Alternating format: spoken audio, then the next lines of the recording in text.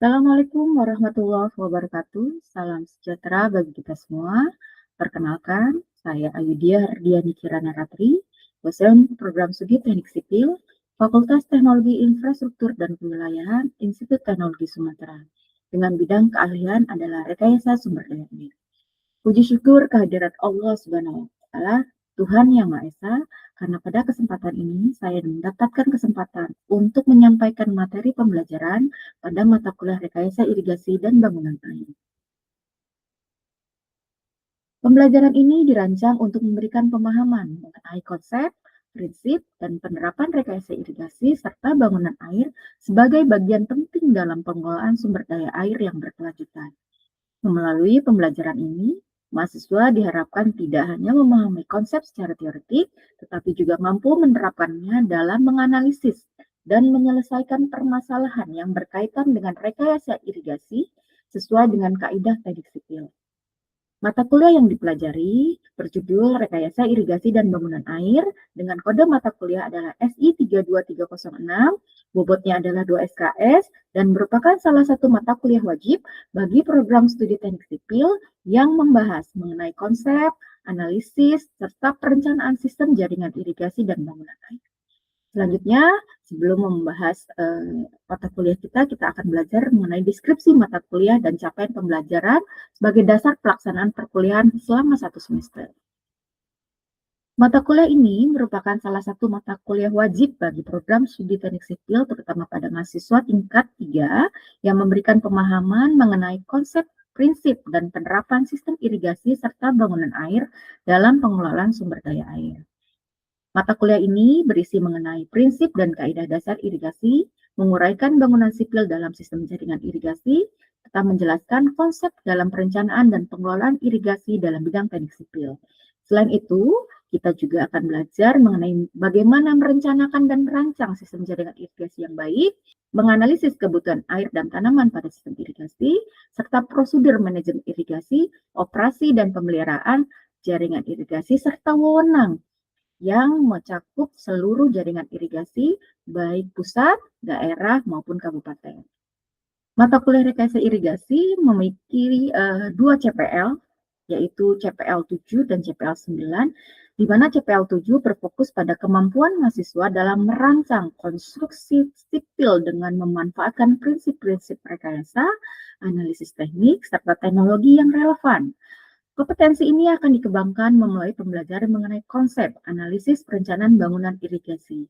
Selanjutnya ada CPL yang kedua yaitu CPL 9 yang menekankan kepada kemampuan bekerja sama, berkomunikasi secara efektif, teamwork, serta menjunjung tinggi etika profesionalisme, di mana kompetensi ini disasah melalui kegiatan diskusi, menyelesaikan studi kasus, presentasi, dan proyek kelompok selama pelaksanaan perkuliahan. Untuk mendukung kedua CPL tersebut, mata kuliah ini memiliki beberapa capaian pembelajaran mata kuliah, yaitu CPMK yang ada 3, di sini ada CPMK 7.1, CPMK 9.1, dan CPMK 9.2. Di mana CPMK 7.1 menerapkan prinsip-prinsip teknik, ilmiah, dan perangkat teknik dalam proses perencanaan konstruksi sipil. Nah, di sini mahasiswa akan diberikan arahan software-software bagaimana merancang irigasi yang tepat dan membangun irigasi atau bangunan-bangunan pendukung lainnya di dalam irigasi. Kedua, ada CPMK 9.1 di mana mahasiswa diarahkan untuk bisa mengorganisasikan dan mengatur informasi dasar dan penting, di mana informasi itu berupa bagaimana cara memberikan informasi, mempresentasikan secara oral, tulisan dalam menyampaikan gambar-gambar teknik bisa disampaikan dengan tepat, padat, dan jelas. Lalu, selama perkuliahan, kita akan dibagi dalam 16 pertemuan, di mana setiap pertemuan, yaitu pertemuan 1 hingga pertemuan 7, akan diselesaikan dengan UTS. Dalam pertemuan 1, 2, 3, hingga 7, akan dipelajari mengenai topik-topik dasar, sehingga kalian bisa mendapatkan informasi mengenai sistem irigasi itu seperti apa, sejarahnya, fungsinya, tujuannya, manfaatnya, dan permasalahan irigasi selama ini yang ada di Indonesia terutama. Yang kedua, apa itu konsep bangunan irigasi, bangunan-bangunan apa saja yang ada di dalam irigasi. Yang ketiga adalah metode pengukuran dan perencanaan irigasi, bagaimana kalian bisa mengukur dan menganalisis sistem jaringan irigasi yang tepat. Keempat, di dalam merencanakan irigasi, kita tidak terlepas dari hidrolika. Dalam analisis hidrolika pada saluran irigasi akan disesuaikan dengan kaidah-kaidah teknik sipil. Kelima, kita juga akan mempelajari bagaimana proses kebutuhan tanaman melalui perhitungan evapotranspirasi. Di sini kita ada metode dipelajari di pertemuan 6, yaitu CMOC dan NRK salah satunya. Lalu nanti kalian juga akan diberikan pengarahan dan pembelajaran mengenai operasi dan pemeliharaan jaringan irigasi yang ada di lapangan.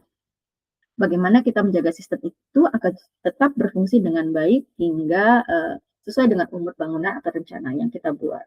Lalu pertemuan 1 hingga 7 setelah diselesaikan, kalian akan menghadapi namanya ujian tengah semester yang akan dilakukan di pertemuan 8. Dilanjutkan setelah UTS atau ujian tengah semester, kita akan mempelajari lebih dalam, yaitu mengenai jenis-jenis intake atau bangunan pengambilan yang ada di dalam sistem irigasi, bagaimana merencanakan tata letak yang tepat, bagaimana memilih jenis bendungan yang bagus, bangunan air yang tepat untuk perencanaan jaringan irigasi.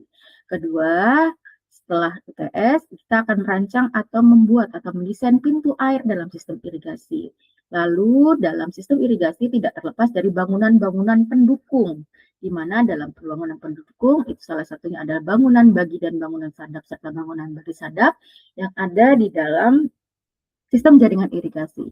Selanjutnya gitu ya, kita akan di dalam bangunan-bangunan pendukung ini kita dilengkapi dengan bangunan pengukur untuk mengontrol kelebihan air, mendukung distribusi air. Kita harus mengetahui tata letak bangunan pengukur debit. Nah, debit ini yang akan kita lakukan adalah untuk mensuplai kebutuhan air tanaman karena setiap kebutuhan tanaman itu berbeda-beda setiap masa tanamnya. Lalu kita juga akan merancang namanya bangunan pelengkap irigasi, di mana bangunan pelengkap irigasi itu tidak hanya sekedar bangunan utama, kita juga ada namanya bangunan pelengkap, di mana bangunan pelengkap ini jika tidak ada, maka tidak bisa mendukung keberlanjutan dari irigasi. Salah satunya apa nanti bangunan pelengkap yang akan kita pelajari, yaitu ada jembatan di situ ya, bagaimana tanggul diletakkan, bagaimana penguatan dari saluran. Nah, kita akan belajar di sana. Lalu di pertemuan di ke-14 gitu ya, ada namanya perencanaan dimensi hidrolik, bangunan intake dan kantong lumpur. Nah, intake ini adalah bangunan pengambil pertama pada saat kita mengambil suplai air dari sumber air gitu ya. Nah, bangunan intake ini harus dilengkapi dengan kantong lumpur, di mana kantong lumpur ini adalah salah satu komponen utama di mana dia memfilter seluruh sedimen. Karena kita tahu yang dibutuhkan tanaman adalah air, bukan sedimentasi, sehingga kantong lumpur ini harus kita desain sebaik mungkin agar bisa memfilter seluruh kebutuhan air tanaman, hingga air yang masuk dalam saluran bukanlah air yang terkontaminasi oleh sedimen. Selanjutnya nanti kalian dari pertemuan 1 sampai pertemuan ke-14 kami akan memberikan semacam studi case atau hasil suatu studi pelaksanaan proyek. Silakan kalian kerjakan bersama-sama bersama kelompok. Nanti di pertemuan 15 kita akan mengadakan diskusi ya mengenai proyek yang kami berikan kepada kalian, sehingga kalian bisa memamparkan apa saja yang kalian bisa lakukan jika kami memberikan semacam dana atau proyek. Kalian bisa memberikan informasi ya, bisa minimal merancang bangunan jaringan sistem jaringan irigasi secara sederhana. Lalu ditutup dengan ujian akhir semester di pertemuan 16 setelah kalian menyelesaikan pertemuan 1 hingga pertemuan ke-16 gitu ya.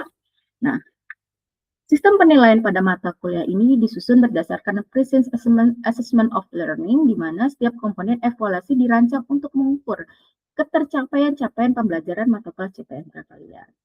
Nah, di sini ada 3 tahapan yang akan dinilai, di mana setiap CPMK gitu ya memiliki bobot masing-masing. Partisipasi atau kuis kita nilai di CPMK 7.1 yaitu sebesar 10%, dan CPMK 9.2 nilai juga 10 hingga total bobotnya adalah 20%. UTS yang akan kalian kerjakan nanti gitu ya adalah semua capaian CPMK 7.1 memiliki bobot sebesar 40%. Lalu nanti ada UAS. UAS ini adalah summary dari keseluruhan CPMK yang sudah kami sampaikan. Kami bagi di CPMK 7.1 adalah 10%, CPMK 9.1 adalah 20%, di CPMK 9.2 adalah 10%, sehingga totalnya adalah 40%. Secara keseluruhan, total bobot per CPMK adalah 100%. Nah, ini yang akan kalian kerjakan, yang kalian akan tempuh selama perkuliahan dalam 1 semester ini. Oke, selama perkuliahan gitu ya, mahasiswa selama berinteraksi setiap pertemuan kita akan mengadakan kuis, di mana kuis itu akan diberikan sebagai pengayaan atau pembelajaran bagi mahasiswa. Kami ingin mengevaluasi bagaimana pemahaman kalian, gitu ya, bagaimana pemahaman kalian setiap pertemuan yang kami lakukan. Lalu ada tugas struktur yang diselesaikan dalam 1 semester, bekerjakan bersama-sama atau berkelompok kurang lebih 2-3 mahasiswa. Nanti mahasiswa akan diberikan namanya Project Based Learning atau BBL, berupa pembelajaran dan pemahaman mengenai konsep-konsep, prinsip, dan prosedur perencanaan bangunan irigasi. Nah, di sini mahasiswa akan kami berikan peta, layout gitu ya, dan kalian akan menggambar secara umum.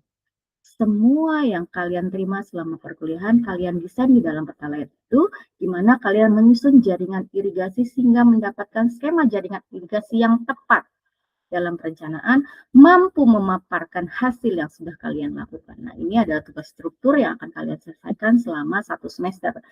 Jadi silakan kalian nanti berkoordinasi, bekerjasama untuk menyelesaikan tugas besar ini bersama-sama ya. Lalu sistem penilaiannya seperti yang sudah kita ketahui gitu ya. Nah, sistem penilaiannya ada nilai A sampai nilai E, gitu ya. Kita tahu secara pembobotan, gitu ya, nilai A merupakan nilai tertinggi, di mana nilai yang kalian harus peroleh adalah lebih dari nilai 75, gitu ya. Dan itu kalau untuk nilai lulus, gitu, ada di nilai C terakhir ya, yaitu di range antara 50 sampai 60 dengan jumlah bobot adalah 2, gitu ya. Dan nilai E dan D gitu ya dianggap tidak lulus karena nilainya kurang dari 50 poin gitu. Selanjutnya untuk handbook, ini adalah buku-buku yang bisa kalian dapatkan gitu ya, bisa kalian peroleh di perpustakaan juga ada, di literatur manapun juga ada. Ini adalah dasar gitu ya, dasar dalam mata kuliah rekayasa irigasi dan bangunan air. Tidak terlepas jika kalian memiliki referensi pendukung lain yang terbaru, terbaik, silakan digunakan. Tapi ini adalah handbook. Handbook itu ada semacam pedoman dasar dalam pembelajaran rekayasa irigasi dan bangunan air. Ini adalah dasar-dasar. Buku-buku ini bisa diperoleh dari e-book ada, gitu ya, perpustakaan juga ada. Kalian bisa studi literatur di banyak hal, gitu ya. Nah, di dalam handbook ini kalian bisa mendapatkan informasi, terutama jika kalian mempelajari di standar perencanaan irigasi. Nah, ini yang kita biasanya pakai untuk merencanakan sistem jaringan irigasi. Kita ada pedoman SNI dari Departemen PU.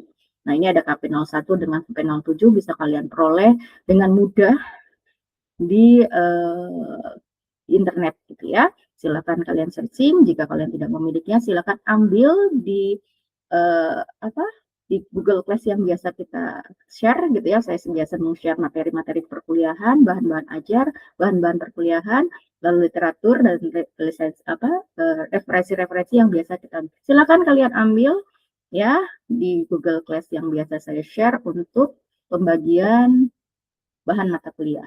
Pada video pembelajaran ini akan dibahas materi konsep bangunan irigasi yang merupakan dasar untuk memahami sistem jaringan irigasi secara menyeluruh. Sebelum mempelajari analisis hidrolik maupun perencanaan bangunan irigasi pada pertemuan-pertemuan berikutnya, maka agar lebih baik kita harus mengetahui ilustrasi.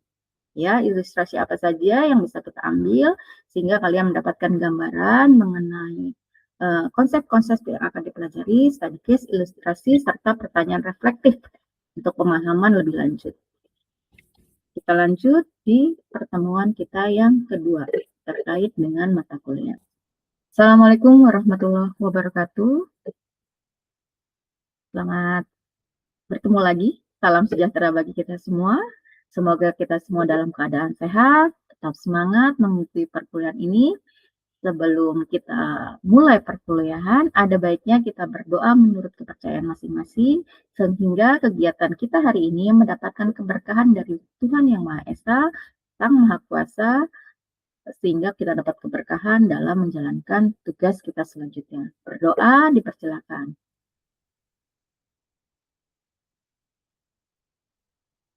Berdoa selesai? Oke. Semoga hari ini tetap semangat ya. Setelah minggu yang lalu kita sudah mempelajari dasar dari rekayasa irigasi dan bangunan air. Ada yang ingin ditanyakan terkait dengan pertemuan terdahulu? Ada? Oke, jika dirasa cukup, kita bisa lanjut ke pertemuan kita yang kedua, yaitu berjudul konsep bangunan irigasi. Nah, pada pertemuan kali ini kita akan membahas bagaimana konsep bangunan irigasi sebagai dasar, ya. Konsep bangunan irigasi ini kita pakai sebagai dasar untuk memahami sistem jaringan irigasi secara keseluruhan. Di dalam jaringan irigasi ini nanti banyak komponen-komponen yang sehingga jaringan irigasi kita dapat berfungsi secara optimal, efektif sesuai dengan perencanaan yang kita buat, gitu ya. Nah, konsep bangunan irigasi ini harus kalian pelajari secara cermat karena merupakan fondasi sebelum kita mempelajari perencanaan jaringan irigasi lebih lanjut. Jadi kalau kalian tidak tahu bagaimana itu bangunan irigasi, komponen apa saja yang ada di dalam bangunan irigasi, maka dikhawatirkan ke depannya akan mengalami kesulitan untuk memahami sistem jaringan irigasi itu seperti apa dan bagaimana kinerjanya, gitu ya. Jadi kalau ditanya jaringan irigasi itu apa, Bu Ayu, gitu ya. Jadi jaringan irigasi itu sistem yang kita gunakan untuk mengalirkan air dari sumber air kita. Sumber air dari mana? Bisa dari sungai, bisa dari waduk, atau sumber mata air lainnya ke lahan pertanian. Ya, bangunan irigasi adalah konstruksi yang mendukung sistem irigasi agar berfungsi optimal. Bu Ayu, fungsi bangunan irigasi itu apa? Pertama, fungsi bangunan irigasi itu adalah menyediakan air untuk pertanian. Paham ya sampai sini ya? Kita sudah merancang bangunan irigasi, fungsinya utamanya adalah agar kebutuhan air akan tanaman tercukupi, terpenuhi, sehingga tanaman itu bisa berproduksi dengan maksimal. Ya, sebagai seorang engineering, kalian harus memahami bagaimana seluruh infrastruktur yang ada di dalam jaringan irigasi saling sinkron, bersinergi satu dengan yang lain, sehingga bisa menyediakan air untuk pertanian secara efektif. Dua, bangunan irigasi kita rancang untuk mengkontrol distribusi air. Agar apa? Distribusi air diperlukan oleh tanaman tepat, sesuai, sehingga kebutuhan akan tanaman itu tidak overload, gitu ya, maksudnya di sini. Jadi fungsi dari distribusi air di sini adalah air yang kita suplai kepada tanaman itu tepat. Kapan dia harus tanam, kapan dia harus panen, kita harus tahu kapan memberikan air, kapan kita memberhentikan air. Nah, inilah fungsi dari mengkontrol distribusi air kita dapatkan dari sistem bangunan irigasi. Ketiga, tanaman membutuhkan air sesuai dengan debit masing-masing. Kenapa? Nah, dalam pembangunan irigasi, konsep bangunan irigasi mengukur, mengatur debit air adalah digunakan agar air benar-benar efisien, penggunaan tepat, gitu ya.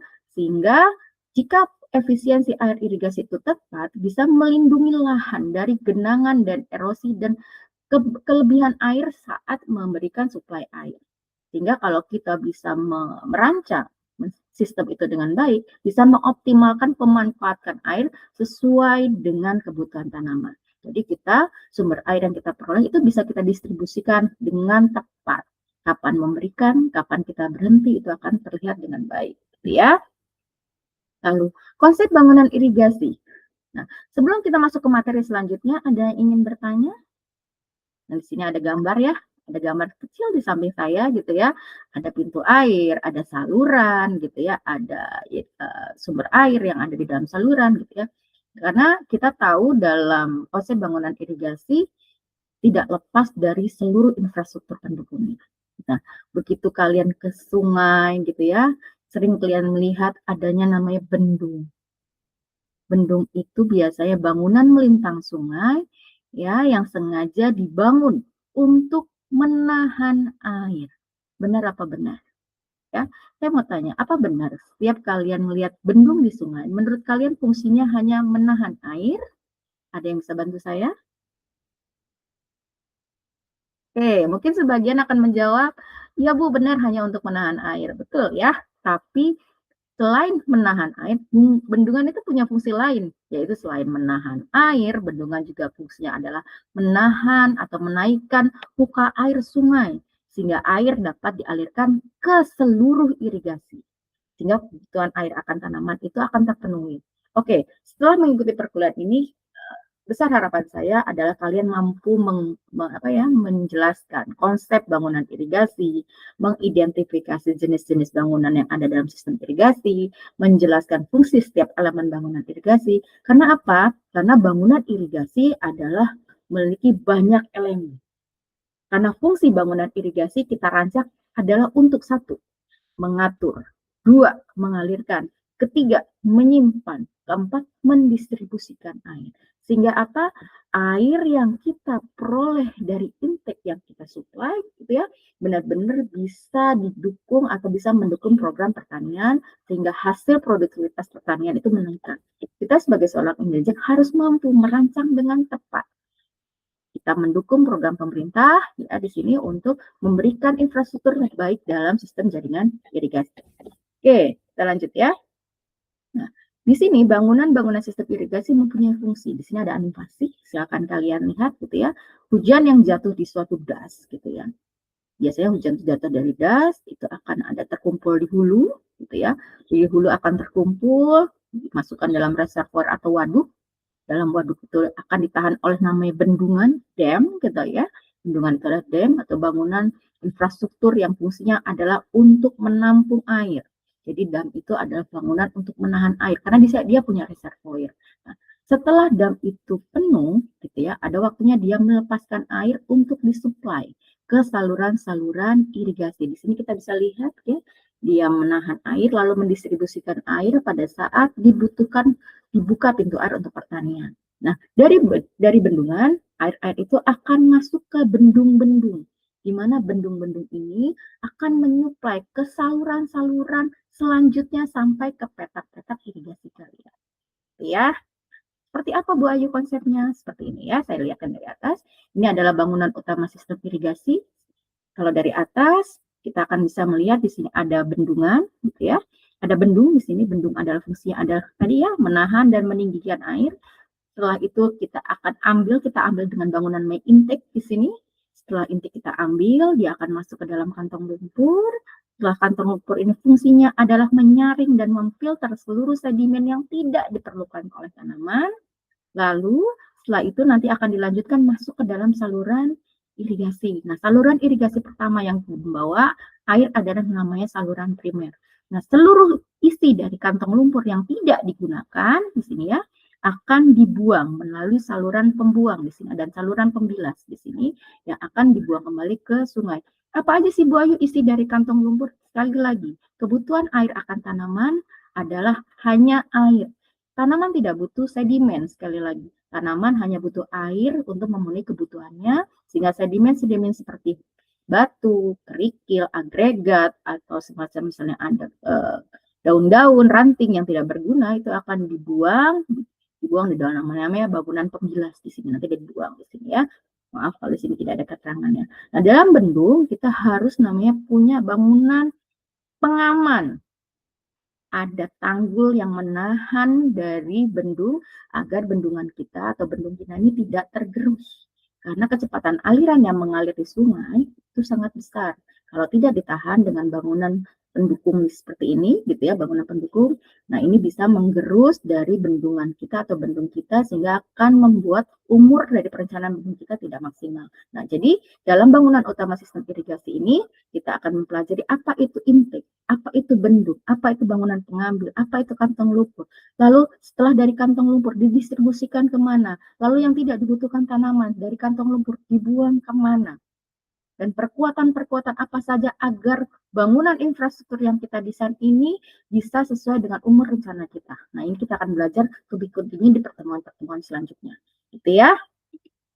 Lalu dalam bangunan pengambil, nah di sini ada bangunan pengambil, kita tahu fungsinya adalah mengambil air dari sumber air. Nah, ini adalah fungsi dari bangunan-bangunan intake yang ada di dalamnya. Silahkan kalian perhatikan di sini ada bendung di sini ya, ada sungai yang kita bendung, lalu kita supply ke bangunan pengambil. Nah, ini ada bangunan pengambil air, di sini ada kantong lumpur yang tadi saya jelaskan gitu ya. Karena saluran pengambil ini bisa aja di sisi kiri dan sisi kanan, tergantung luas lahan yang akan kita ambil di sini ya. Kalau lahan kita mencukupi gitu ya, nanti kita ada namanya luas fungsional sama luas potensial, dan nanti kita akan cek ketersediaan lahan kita mampu atau tidak, sehingga kita bisa mendesain infrastruktur yang maksimal.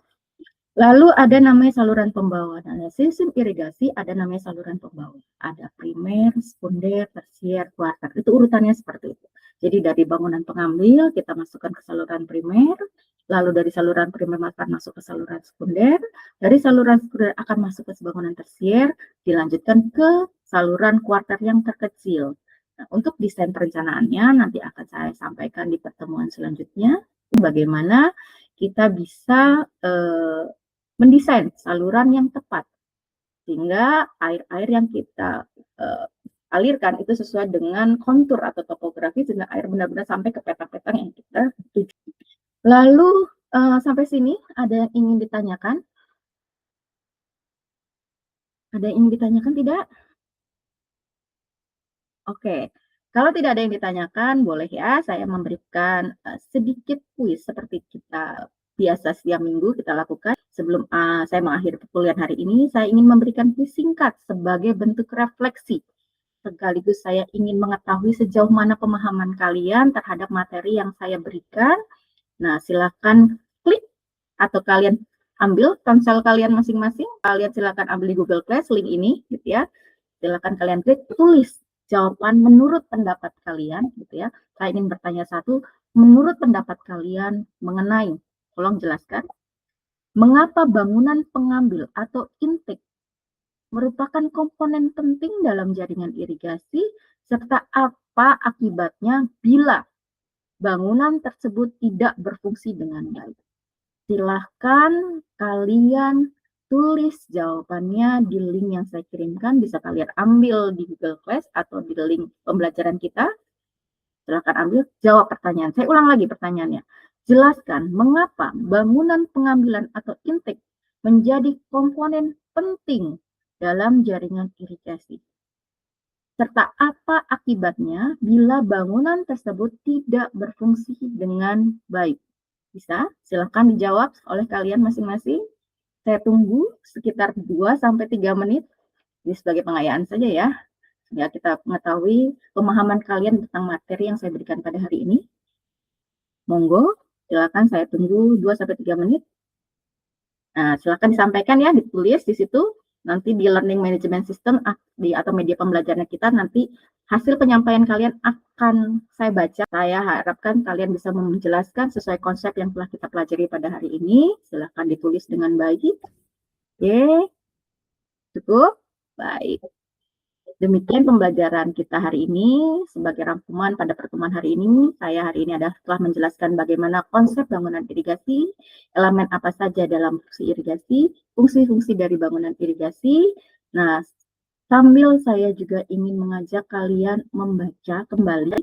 Apabila ada yang tidak kalian pahami, silahkan disampaikan pada pertemuan berikutnya, atau bisa kalian tulis atau kalian chat di media pembelajaran kita, sehingga kita bisa berdiskusi lebih lanjut. Nah, silakan.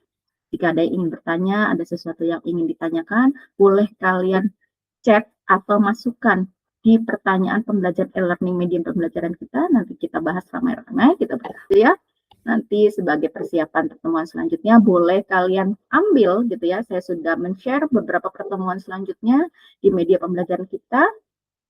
Silakan kalian pelajari, kalian baca, sehingga nanti di pertemuan berikutnya kita bisa berdiskusi lebih dalam mengenai materi selanjutnya atau materi yang hari ini mungkin tidak kalian pahami.